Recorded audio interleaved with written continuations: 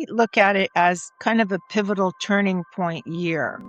So we know that the nodes just recently changed signs. The North Node I describe as your guiding light, and this is a universal thing. And it's, to me, another stage of moving into the age of Aquarius, like we are shifting into a more universal phase. And I don't know if you've noticed this, Deb. I feel like I see it when I look at people when I'm out in public, that I feel like people are looking quite Aquarian to me.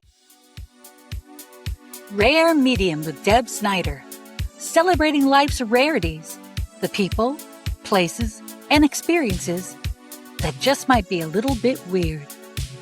This podcast explores all facets of our energetic connections to each other and beyond. We'll dive into the depths of mediumship, psychic ability, intuition, near-death experiences, afterlife research, healing modalities, and more. Our focus is to bring you relevant and moving accounts with guests who share their authentic selves and their treks into the spiritual and energetic realms.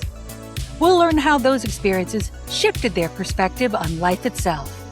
Join us to be inspired by everyday people on their extraordinary journeys into the rare medium of the mystical world.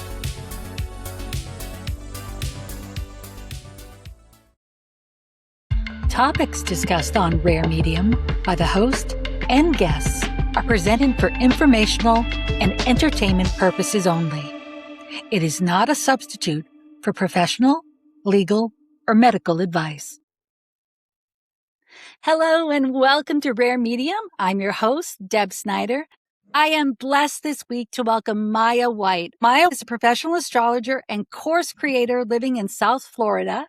She is one of 100 people worldwide certified in astrocartography, a specialized branch of astrology that helps people find their best place on Earth to live or to travel to. In addition to serving clients worldwide through astrology consultations, Maya is the creator of Find Your Power Center, a course that teaches people to use their own astrocartography for personal growth, making life decisions, and choosing travel destinations. You can visit Maya at her website, mayawhite.com. Welcome, Maya. Hi, Deb. Thank you. Thanks for having me, and hi to everyone. Well, it's certainly wonderful to have you, Maya. Maya has had deep connection to our charity, the Heart Glow Center, and one of its component, Inner Tapestry, for a long time. Maya, why don't you talk to a little bit about that? Well, Deb, thanks for bringing that up. I actually did want to talk to it because the original Inner Tapestry magazine is really how I got started professionally as an astrologer. It has really a lot of meaning to me, and it's crazy after all these years. So I became the astrology columnist and writer for the original Inner Tapestry when it was a print magazine in Portland, Maine. I had reached a point in my life where I was like, okay, I have always wanted to be an astrologer, so I'm going to do it. And I was contacted by Inner Tapestry, and I wrote horoscopes, all original horoscopes for the magazine that were print. And then I did also every month a column, like an interview column or something about astrology. And this was, I believe, in 1999. 27 years ago. That's wonderful. And of course, that's how I first discovered Maya existed, because I myself was a fan of Inner Tapestry magazine, which did print throughout New England. So all throughout Maine, Connecticut, New Hampshire, and has a dedicated following of people that love it. There was a time when the original publishers that I knew decided to move on with their own different projects. They donated Inner Tapestry to the charity that I run, the Heart Glow Center, to take it from there. Like many newspapers and journals, it has now come online. We still have all of our archives available. It's wonderful that it still exists in a new incarnation. And Yeah, it's blessed to have you touching it again, Maya. We're grateful Yeah, for that. thank you, Deb. And it's really sweet for me. I mean, it's kind of nostalgic, but it's also, I don't know, I like things like that continue on through the years. So great to be here. The spiral, things coming around again. So wonderful. Now, Maya, why don't you tell us about your personal journey into astrology? Yeah, well, that's a prelude to the inner tapestry mention. And my personal journey into astrology is that I was always interested in astrology. I discovered it when I was 14 years old, but really was something I never thought I could make a living at. So I was a frustrated, you name it, I did everything. I gave private music lessons, I painted houses, I sold advertising, I sold furniture, I worked as an office administrator. You name it, I did it. And none of it was really satisfying for me. It came about that actually I got fired from a job that I hated, that I was terrible at doing. This was in 1999. And I was inconsolable. And I sat on the couch and I cried for a week. I just cried my eyes out because I felt like I was such a failure. And I reached a point where I felt like I had nothing to lose. I says, I've always wanted to do astrology. I'm going to do it. So I took out a 3-line ad in a Portland, Maine newspaper. And then that's when I was contacted by the original founders of Inner Tapestry. So I did become the columnist for that magazine. And I mean, I just never looked back. I never had to look back. It opened doors for me. Since then, I got a publishing contract with Hay House at one point for my Easy Astrology Oracle cards. That was kind of my personal journey, was being blessed with the misfortune of being made clear what I should not do. That's the blessing of being fired. Yeah. Well, sometimes, especially if we're accustomed to doing things traditionally, we're afraid to take the leap, and the universe, or the stars, I should say, comes up behind us and gives us a little Yeah, that is totally what happened to me. That's beautiful. Now, tell me, Maya, you do have a deep love for astrology. How can the average person apply astrology into their life? That is a really good question, Deb. I think the first thing that a person could do is, of course, the self-analysis, understand your own sun sign, right? And learn about what's called the triad of astrology, sun, moon, and rising. Take that on, like understand your own moon sign, because your moon sign is like kind of the unconscious driver there in a chart. Learn about that for oneself, and then begin to understand your family, your close family members with those parameters, like what's the moon sign of my daughter? Yeah. Years ago, I had both of our natal charts done together to see how they correlate when she was first born, and powerful, powerful stuff. Yeah. So stuff like that, just again, basic moon sign of, sun sign, but yes, the moon sign, I think, is like a little secret hidden layer of coworkers, partners, children, best friends. And then the other thing that I think is really, really important is, I call it get in tune with the moon. So get in tune with the lunation cycles. So when it's new moon, understand consistently, always at new moon, the sun and the moon are in the same sign. That's why it's, new moon. And just kind of start living your life in accordance with that. Very simple, basic astrological cycles. New moon, a fresh start, time to kind of begin again, reset. And then always consistently full moon. The full moon will be in the sign opposite the sun. Like there's few things in life nowadays that are predictable, but this is one cycle that is always predictable. Full moon is always opposite sign of the sun. And again, just kind of having an awareness of these basic cycles that we live with. And depending on how much you want to get into it, the solstice, the equinox, these cross quarter celebrations, or those are actually the major celebrations, just allowing it to be a part of your life. Wonderful. Well, I think even though people can be skeptical about many things, most people read their horoscope. That's why I wrote a horoscope for every month for 25 years. That's right. Sometimes it's just that little extra comfort or nudge that you need just to feel a little connected to something larger than yourself. So Yeah, and I don't know, have you noticed this? Like, it seems like you kind of develop a relationship with your daily horoscope. It synchronistically will start to speak to you. Have you found that? I totally agree. It's fascinating how I'll just use myself as an example. I'm a February Pisces, but both of my parents are early March Pisces on with the same birthday. But yet we're all very different people because, as you said, the different levels, it's not just the sun sign, but also the moon, also the rising. It's fascinating to see how it all correlates and how, to my point, a simple horoscope, I will interpret one way. My mom might interpret it a different Oh, way, wow. even the same Yeah. words. It's so fascinating. I find it fascinating that you're a Pisces and both of your parents are Pisces. Yeah. Yeah. It's interesting. I had discovered my own rising sign and moon sign. I'm a triple water sign. I am just starting to delve into understanding some of that a little bit more. Scorpio rising, Scorpio moon. And it makes so much sense to me now, just Oh, learning it now yeah. in midlife. Oh, I wish I would have given that more power when I was younger because I just always followed my sun sign, thinking that, but realizing how much some of those other aspects actually play into my life.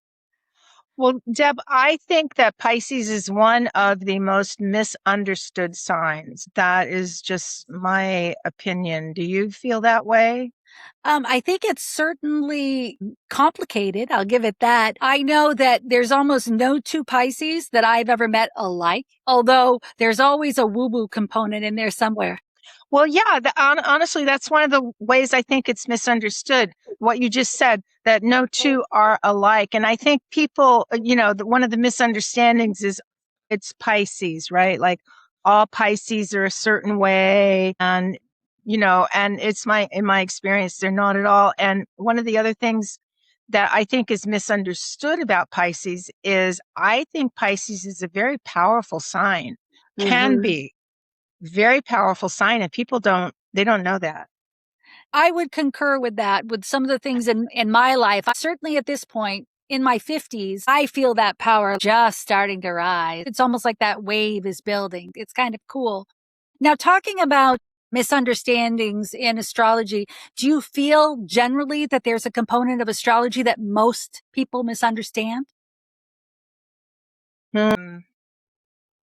Well, I think that one of the specialties that I have, which is the astrocartography astrology mapping, I think is a bit misunderstood. And the problem there is that people think that just moving somewhere different can fix or change their self or change their life. And the premise of astrocartography is that, yes, indeed, your life can change through location, and the map can show you specific locations to focus on, but you still have to do the work. The person has to be willing to change, put in the elbow grease. And I think that that is one misunderstood component of astrology and of mapping. And if there is a misunderstood component to astrology, I think that it's has to do with people that are so skeptical about it. They should give it a chance. Yeah, I agree. My husband is a Leo, and people over the years have said, oh, that must be a hard match, a Pisces and a Leo. We've been together 38 years. And like any relationship, you have your ups and downs and your growth opportunities, to put it that way. It's a powerful connection. We're all diving a little bit deeper. That's why I appreciate astrology, is it goes so deep. Oh, yeah. Yeah, it's absolutely multifaceted. Now, my astrocartography is not something most of us have heard about. You've alluded a little bit. Tell us, why are you passionate about it? What is it? Okay. What astrocartography is it is a specialized branch of astrology that deals with location, certain places. So it was developed in the early 1970s. It came out for the public in 1976. And it was developed by this guy named Jim Lewis, who brilliantly came up with a software program that shows where the planets are above the Earth when you were born. That's a very simplistic representation, but that's the core of what it is. And the working premise is the same as above, so below, that the Earth carries a resonant memory of that planet and how that planet can and will impact your life.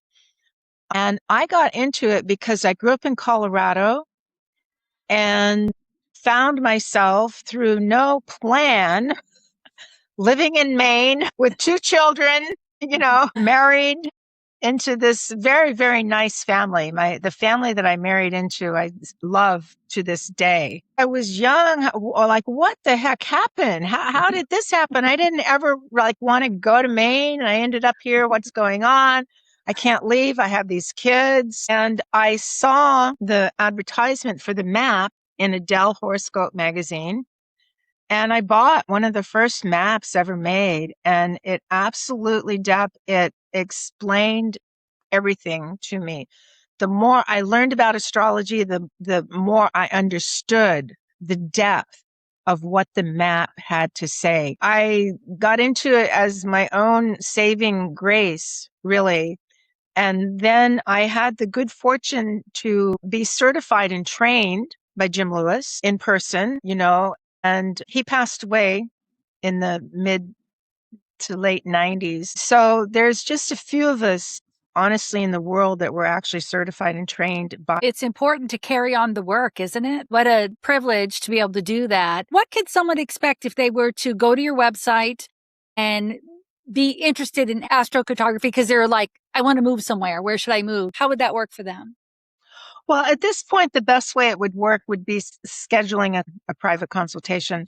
I do have an online class or course, actually 5-module course called Find Your Power Center. And I'm actually going to be launching that again, kind of doing a live launch and walking people through the modules this fall. But even with taking the course and self-study, mapping in particular is something you really benefit by having an experienced eye looking at your map, because there are free mapping sites. Astro.com is one of the most popular free mapping sites. And you can go there, but it's overwhelming looking at all these lines and knowing what they mean, how to interpret them, because the map also has a correlation to your chart. So for example, if an individual, let's say, has an afflicted or unhappy Venus in their chart, well, it wouldn't automatically mean then that they could go to a Venus line and be happy. The map does carry the energy of the chart, the little details, and there's like hundreds of details. So you need a professional like yourself to help someone navigate it for sure. I think it's helpful. Absolutely. It's helpful depending on the depth of how much a person wants to get into it, or if they are an astrologer and want to start doing mapping. I think the course would You be have helpful. a new book that you're working on. Now it's on astrocartography? Of course. Yes, good. Good. So you're expecting that to come out early next year? Yeah, it should be ready by January of 2027. I'll be honest, it's been difficult for me to write. I've done a lot of article writing, like a ton of writing, but to sit down and come out with this, encompassing big picture project has been it's been a bit overwhelming for me. I'm drilling down and I'm absolutely determined that I'm going to finish it. So good for you. It is definitely a project, writing a book. You'll feel so elated when you put the last mark on the page. It'll be wonderful. We look forward to that for sure. Now, Maya, there's been a lot going on in the world we walk in these days. Tell us a little bit about the astrology and the times right now in this year. Okay. So I think it is safe to say that this has been kind of a challenging year. I don't know how you feel. I've certainly faced my own challenges and my clients have. And there's just so much going on in, Western astrology. And I look at it as kind of a pivotal turning point year. So we know that the nodes just recently changed signs. The North Node I describe as your guiding light, and this is a universal thing. And it's, to me, another stage of moving into the age of Aquarius, like we are shifting into a more universal phase. And I don't know if you've noticed this, Deb. I feel like I see it when I look at people when I'm out in public, that I feel like people are looking quite Aquarian to me. And what I mean by that is they look a little bit like, long hair, more kind of lean, like Aquarius actually has a Saturn as a co-ruler. And I'm seeing all this kind of Uranus Saturn blend, of the way people are looking. And so many good things are happening. Like you're doing this show, people are taking on what is their true calling and moving it forward. And yes, there's just seems like there's a cesspool of the old stuff is getting stirred up and cleared away. I am always, always hopeful for the future and what's going to come. But one of the things I wanted to mention is that in Chinese astrology, this is the year of a yang fire horse. And I've been really thinking about that because, a yang fire horse is pretty darn intense. Yeah. Like when it first started, everybody was like, oh, it's a yang, year of the horse, fire horse, yang fire horse. The message was, well, the horse moves swiftly. You're going to have to, do things fast. And the thing is everybody has in their own Chinese astrology different animals and then elements and yin and yang. I think that the yang fire horse sits harshly on a lot of other Chinese templates for people. And that I think is kind of like a hidden, unseen, unaddressed thing that's going on. And that horse, he's pulling his hooves pretty hard on people. I agree fully. As an intuitive, I will say that, yeah, don't get down by the muck that's out there. Feel your power. If that makes you rise up because you're had enough of that, then please rise up. That's what needs to happen is that good heart, full heart, on fire heart even needs to take over, and we need to stand for what we feel is important. So a lot of people that can be a little disenchanted with what's going on. Sadly, things have been going on like this since the dawn of time. What we can do now to change that is to not accept that any longer and to be ignited by the fire horse, to ride that fire horse into our new destiny. Things are only just beginning in a positive way. So I agree with you on that. Yeah, I have given a lot of thought. It is an interesting time for us all, but I've gone through a lot of adversity these past couple of years. We all have in our own way. We're still recovering from COVID. That really shifted so many people, and we're becoming who we are because of that. We couldn't have denied that experience. We kind of needed to go through that. Yeah, what a crazy thing that we went through it. Yeah, it is a crazy thing. And did that show up? Does that show up in the charts, Maya? It's just interesting. I never thought about that. I can't give you a name specifically for the COVID experience. I'm sure if I went back and detailed it, I would find it. I'll add that astrologically right now, that is a long lasting cycle, is that the planets Uranus and Pluto, and really even Neptune, like Uranus, Neptune, and Pluto, the three outer planets, are kind of stabilized. They've stabilized in like a sextile relationship, 4 to 5 degrees of their respective signs. So it goes retrograde back and forth, but Pluto's now in Aquarius, Neptune's in Aries, Uranus is in Gemini. So they're kind of like holding the fort. There was a configuration called Barbolt's basket that perfected, I think, the beginning of last month, kind of a thing where even Jupiter and Saturn were in alignment at the 4 degrees of the respective signs. And the guy who predicted this alignment was this Andre Barbault, who was what's called a mundane astrologer. So even from the 50s, he made predictions looking ahead into this time period. And he said it's a good thing. It's a renaissance. It's a rebirth for us. That's wonderful to hear. As you said yourself at the beginning of our conversation, what are you going to do with it? You know, the power is ours. What are we going to do with it? Exactly. We're here for a reason.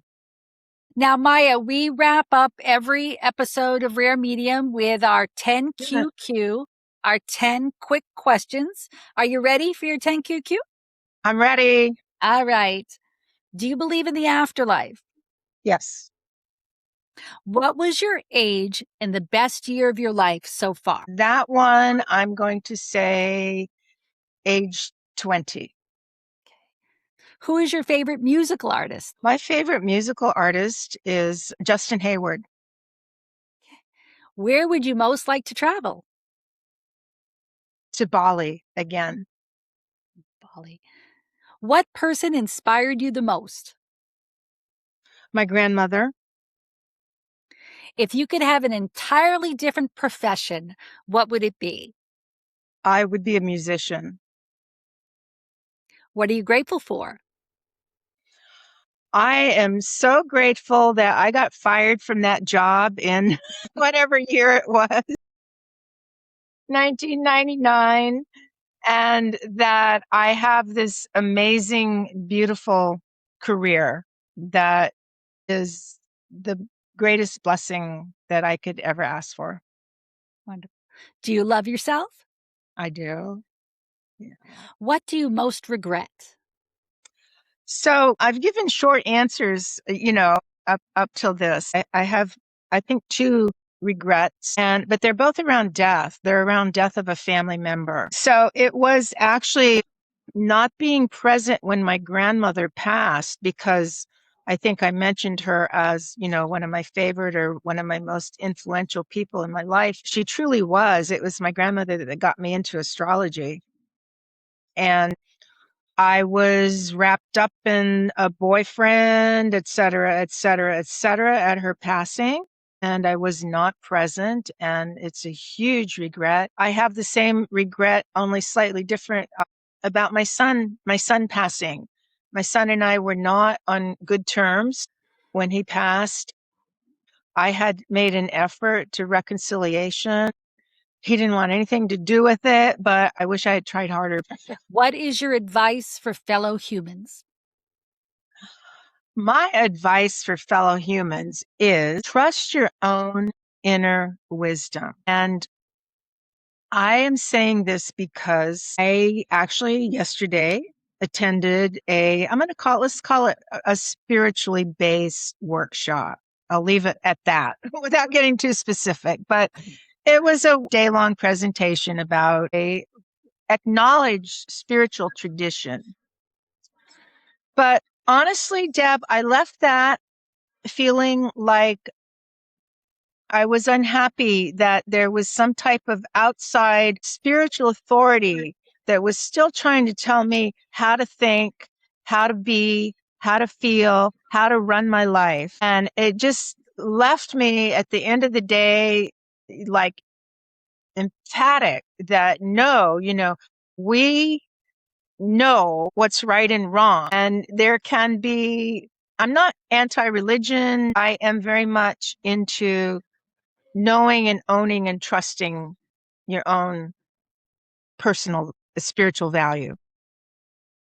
Powerful advice, Maya. Thank you so much for that. Now, folks, Maya said she's got a couple of courses coming up. Go visit her at mayawhite.com and be looking for the release of her book. We'll have Maya back on so we can all celebrate that with her. Thank you, Deb. That's Thank you for great. coming, Maya. We'll see you again. Okay, bye-bye. This has been Rare Medium with Deb Snyder. Please subscribe in your favorite channel and leave any comments you'd like us to see. To learn more, visit debsnyder.com or heartglow.org.